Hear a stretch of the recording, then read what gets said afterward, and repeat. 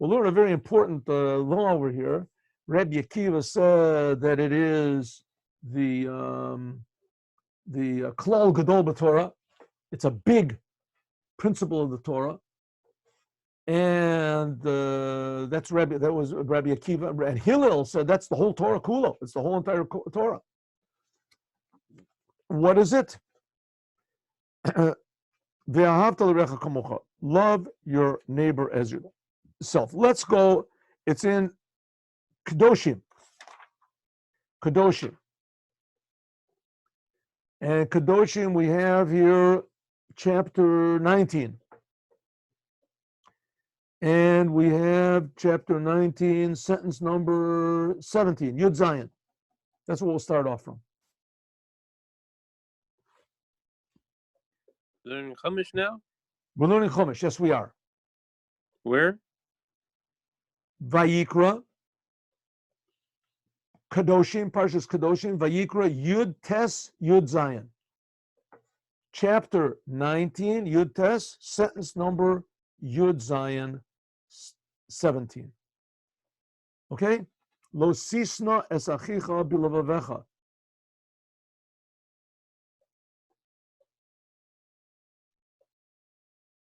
Okay?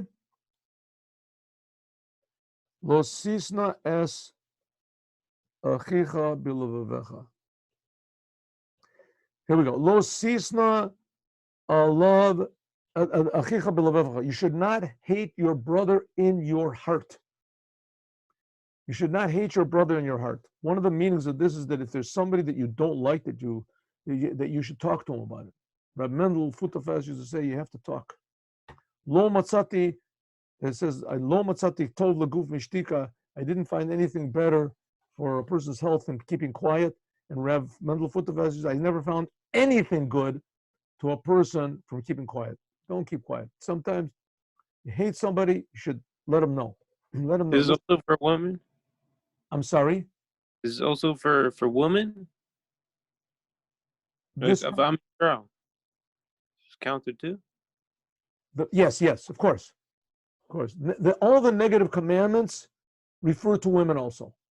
And all the positive commandments also refer to women, unless it's something that's contained by time. What about Shabbos? Time. We'll talk about that later. The negative commandments, Shabbos is also almost totally negative commandments. Things not to do. It's a big question if women are obligated to make kiddush on Shabbat or not. Right? There are a few positive commandments that women do have to do, like for instance, all of the commandments of eating matzah and Pesach and everything, but that's not what we're talking about now.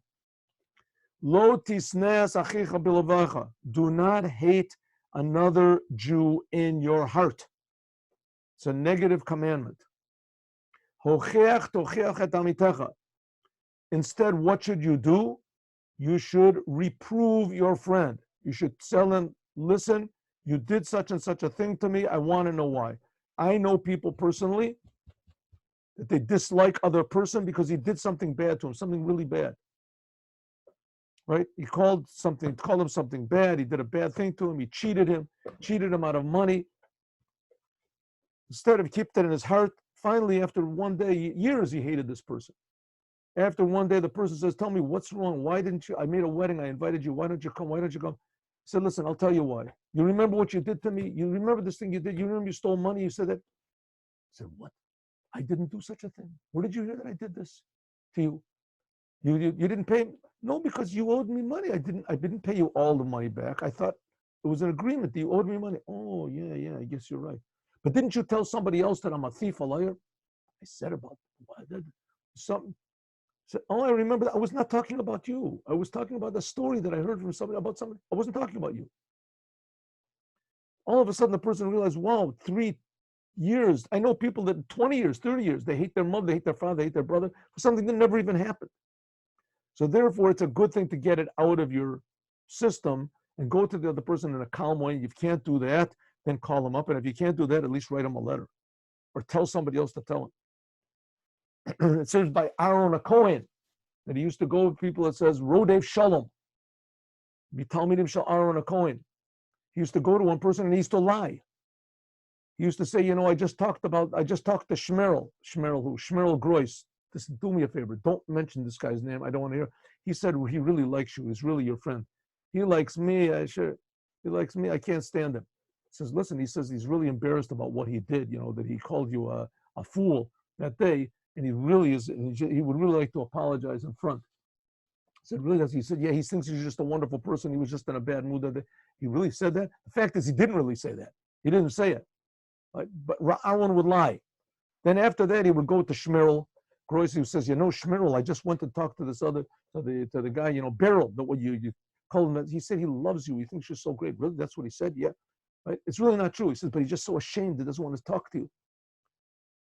So in other words, by getting things out in the open, it takes away hatred. And hatred is not a good thing. Hatred is a good thing. And the main one that it takes a cost on is the one who does the hating. Even if you're justified hating, takes them to hate people. There was a Professor Viktor Frankl. I read a lot of his books.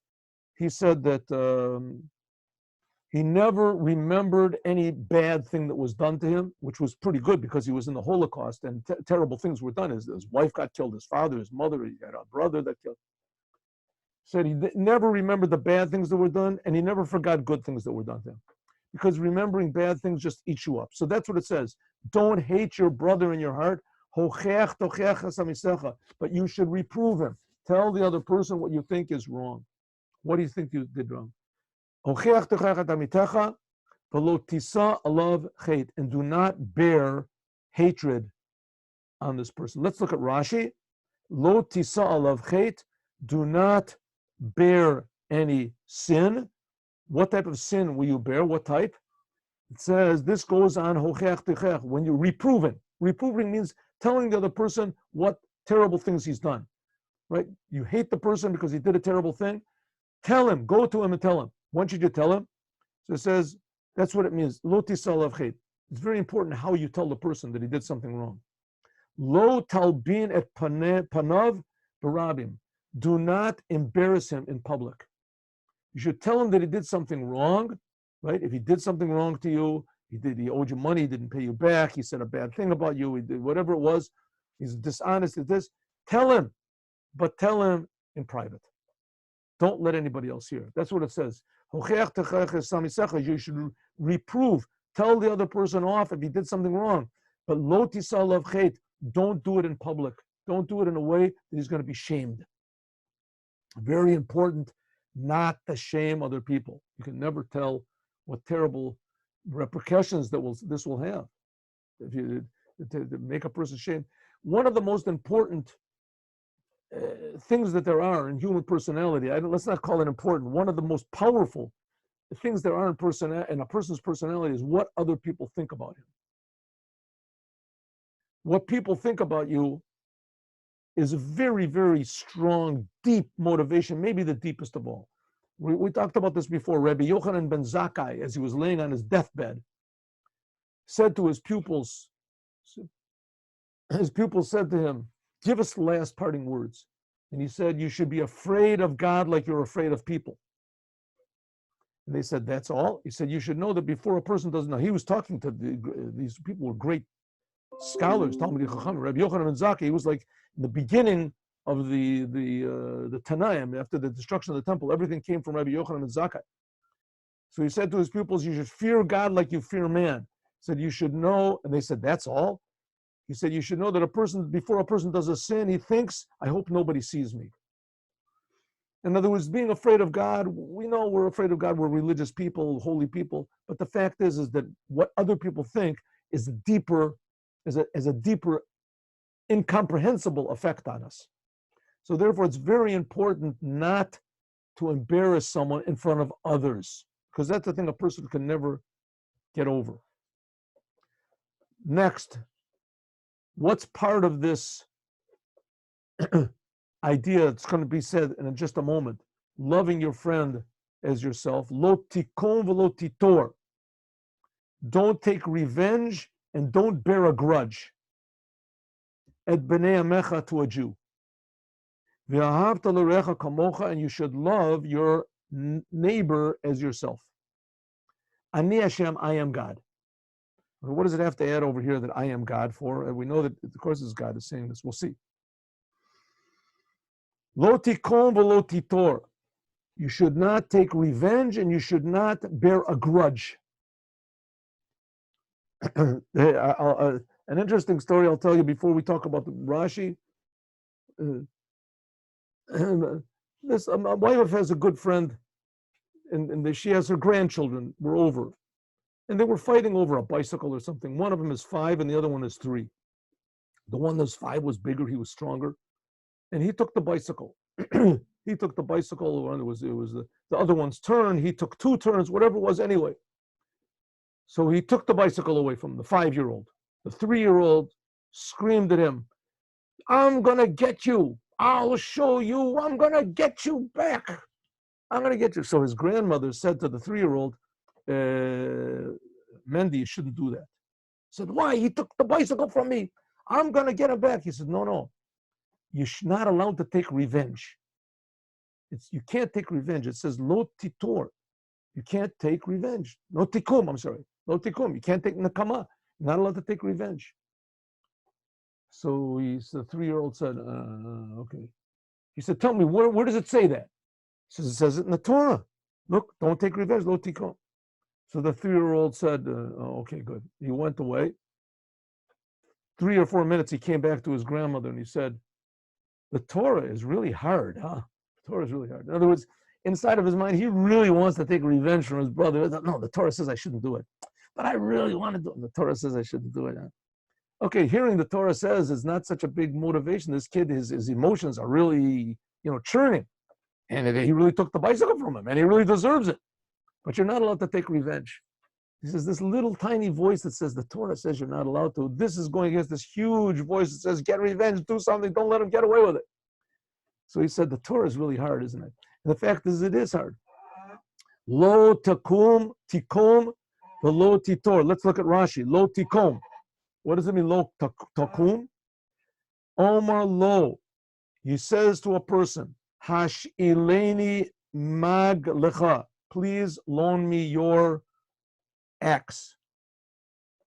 Omer lo, he says, lav. No, I'm not going to lend you my axe. Lamachar, the next day, Omer lo, he says, hashileni kardom cha. The next day, the one who didn't want to lend him the axe, and the first one is a shovel. So one neighbor goes to his next door neighbor and says, do me a favor, lend me a shovel. He says, no way, get lost. The next day, the one who didn't loan the shovel goes to his next door neighbor and says, oh, listen, I'm really sorry I didn't lend you the shovel yesterday, but I need an axe. My axe broke, I don't have an axe. Omer, he says back to him, Eini mishalecha, I'm not going to give you the axe. Kedirak shalot tishalentani. The way that you didn't loan me, I'm not going to do to you. My revenge. You suffer like I suffered. Zui nakama, this is called nakima. What does it mean, lo titor? Ezahu netira. Same case. Omer lo hashileni et kardomecha. He says, do me a favor, lend me your axe. Omer lo, he says, no, I'm not going to lend you my axe. Lamacha, the next day he says, hashileni maglecha. He goes back to him, the one who didn't loan the axe. All of a sudden he needs a shovel. Forget about the first case. Right? He goes to his next door neighbor, says, give me an axe. No way. I'm not going to give you my axe. I need the axe, dude. The next day, the one who has the axe goes to the other one and says, oh man, really, I feel really ashamed. I need a shovel. Do me a favor, lend me a shovel. Omer lo, he said, hey, lecha, here, take the shovel. That's pretty good. But he adds on, Eini kamoch, I'm not like you. Shaloi shaltani, that you didn't loan me. I remember what you did to me yesterday, but I'm not like you. Zui natira, that's what's called a grudge. Shenoter oivim means that he's preserving this hatred, belibo in his heart. Af al pi she'enu nokim, even though he's not taking revenge, I'm giving you my shovel or whatever it is. I'm repaying good for bad, but he keeps it in his heart. So what are you supposed to do? Well, how can you get out of this? I mean, the fact is, I did go yesterday and I really needed the shovel. and he didn't give me the shovel. He didn't give it to me, right? And today the person comes to me, I'm just going to forget about what he did yesterday. I can't just forget it, right? So maybe let's say I'll forget it, but I can't repay him and give him good for bad. How can I at least keep it in my heart a little bit? How am I going to get out of it? So the Torah gives us advice. You should love your neighbor as yourself. Ani Hashem, I am God.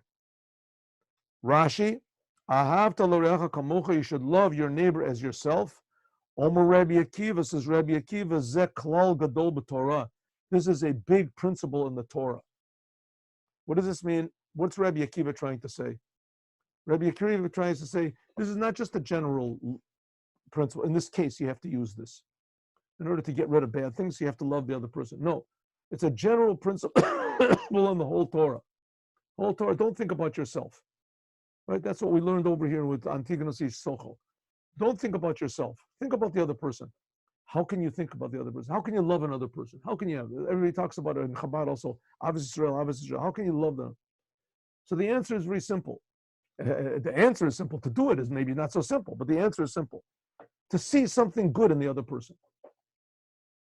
See something good in them. Who says that everybody has something good? Who says maybe everybody has it? That's what he says. Ani Hashem, I am God. God we know for sure is good. And God creates the whole world. And God creates the whole world in a good way. So everything has something good in it. Everything. With rare exceptions. There's Amalek, yes it is, it's true, and there's the Shlosh Klippas of Tameah, so we have to keep totally away from it. But generally speaking, we have to look for the good in everything. Everything has something that's good, especially a human being. Every human being has a special purpose, and especially every Jew.